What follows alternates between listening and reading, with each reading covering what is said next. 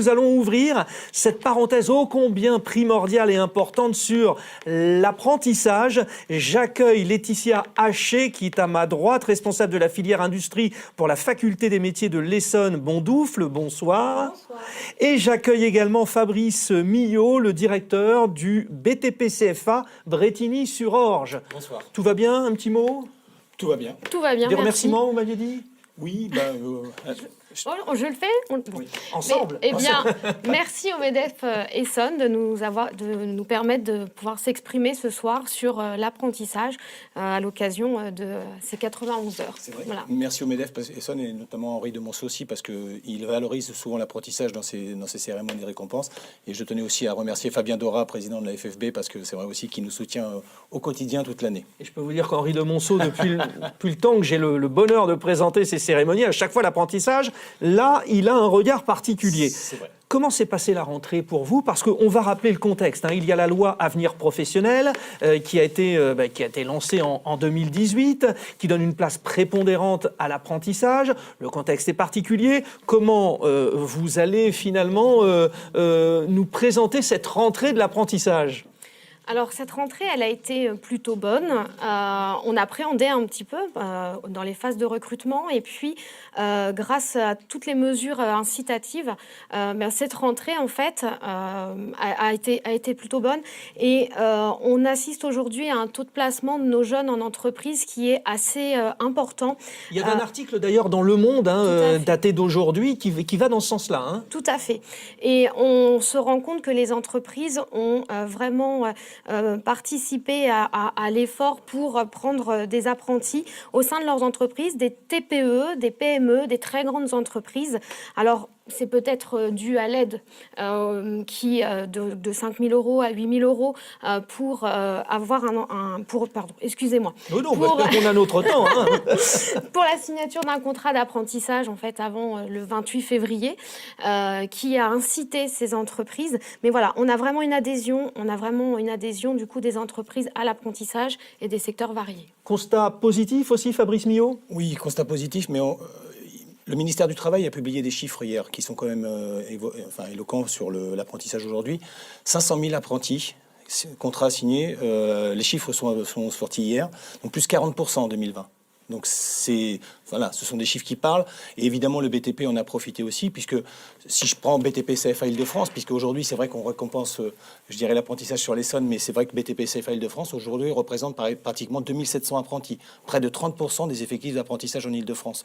Donc vous voyez, il y a eu vraiment une montée en puissance grâce aux mesures incitatives, bien sûr, grâce aussi à un dispositif qui était des jeunes qui n'avaient pas trouvé d'entreprise, qu'on pouvait accompagner pendant 6 mois, qui ont permis aussi de ne pas laisser ces jeunes à un moment donné à l'abandon et de pouvoir les accompagner jusqu'au bout à la recherche. Donc tous ces facteurs ont permis d'avoir une rentrée positive globalement. La tendance est bonne, les chiffres sont bons, vous l'avez dit, et pourtant nous avions peur avec cette crise sanitaire parce qu'il y a le problème d'être en présentiel, et on sait de quoi on vous parle, de chômage partiel pour beaucoup aussi de monde.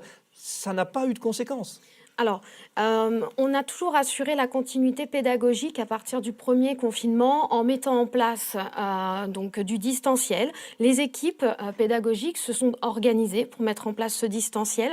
Et ensuite, on a réussi à mettre en place des formations plutôt hybrides, à la fois en présentiel et en distanciel, parce que bien entendu, quand on a des chaudronniers, quand on a des soudeurs, et on en reparlera tout à l'heure, c'est compliqué de faire de la soudure en distanciel. Je vous le confirme. Vous allez nous le confirmer. Mais alors, la bonne nouvelle, c'est que le BTP a continué de travailler. Alors, il est vrai que... Après le premier confinement de mars dernier. Tout à fait. Le confinement est arrivé soudainement, comme pour tout le monde. Il a fallu s'adapter. Donc, il a fallu que les équipes pédagogiques, éducatives, administratives s'adaptent. Donc, il a fallu accompagner les jeunes.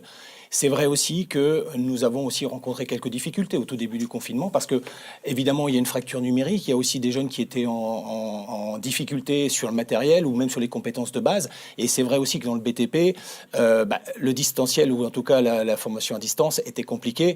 On a assuré les compétences de base, mais c'est vrai que les compétences manuelles, techniques, métiers ont été difficiles puisqu'un maçon, forcément, il a besoin de pratiquer, il a besoin d'être dans son atelier. Mais malgré tout, certains apprentis ont quand même continué à travailler en entreprise, mais c'était pas quand même pas la majorité. L'humain du compagnon, c'est un peu ça. Exactement. France Compétences, les OPCO, ça fait partie en fait de nouvelles institutions qui ont été mises en place pour cette loi Avenir Professionnel. Ça apporte un environnement, des possibilités, un contexte différent. En êtes-vous satisfait ? Alors, pour nous, Faculté des métiers de l'Essonne, nous sommes un CFA plurisectoriel, pluriprofessionnel, ce qui veut dire que nous passons d'un seul interlocuteur, la région Île-de-France, à 11 interlocuteurs différents, ce qui veut dire qu'au sein de notre structure qui n'est pas monométier, on est obligé de se réorganiser, chose que nous faisons, mais en même temps, avoir ces OPCO, c'est répondre aussi à des appels... Les opérateurs de compétences. Hein. Voilà, c'est répondre à des appels à projets qui nous permettent de répondre soit par de la formation, soit de répondre pour des investissements, pour répondre aux besoins des entreprises et des branches. Il y en a 11 en France et, qui en fait se répartissent les différentes branches professionnelles. Alors, c'est vrai que la réforme, ça a été un changement de paradigme total, parce qu'il a fallu s'adapter. La réforme a été positive parce que ça nous a laissé une souplesse aussi dans la capacité à faire une offre de service auprès des entreprises et de répondre plus concrètement aux besoins du terrain. Ça, c'est la première chose. La deuxième chose, c'est vrai qu'aussi, il a fallu s'adapter avec les OPCO, les opérateurs de compétences. Il est vrai aussi que sur le BTP, nous avons un opérateur de compétences qui est identifié, qui est 90% de nos jeunes. Donc, c'est quand même plus facile que sur du plurimétier, plurisectoriel. Et c'est vrai, mais il faut que, en fait, que ce soit France Compétences, les opérateurs de compétences et évidemment les centres de formation. Cette année, bon, ça a été un peu difficile parfois dans les relations parce que entre les coûts contrats et que le temps que tout le monde se mette à jour par rapport aux nouvelles obligations, il y a eu des moments difficiles pour recevoir les contrats, les financements, etc. C'est en train de se mettre en place. Oui, parce que rappelons que c'est une vraie institution parce qu'elle est sous la tutelle France Compétences en l'occurrence du ministère en charge de la formation professionnelle. Donc, ce sont des acteurs qui vont vous accompagner. On va conclure, on serait resté très longtemps avec vous, mais juste peut-être un mot sur ce numérique là qui nous suit depuis tout à l'heure. Oui, je tenais à intervenir par rapport à ce numérique parce qu'en fait, je représente l'industrie et aujourd'hui, au sein de notre structure, on met vraiment l'homme au centre de ces processus de production. On allie sur le campus de Bondoufle à la fois le traditionnel, la maintenance, la fabrication, la conception, et on a aussi désormais un plateau technique Campus Fab qui, permet l'innovation dans la continuité numérique et de s'adapter aux besoins de nos entreprises dans le monde de l'industrie. Nous sommes en plein dedans, permettez-moi l'expression, dans cette cérémonie des 91 d'or. Alors vous, peut-être un peu moins ?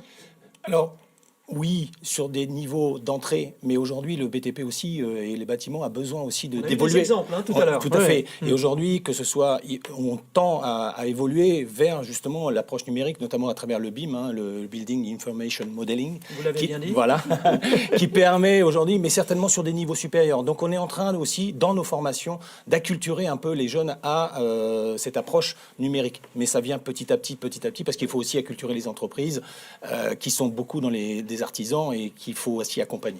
Merci Laetitia Haché et Fabrice Millot.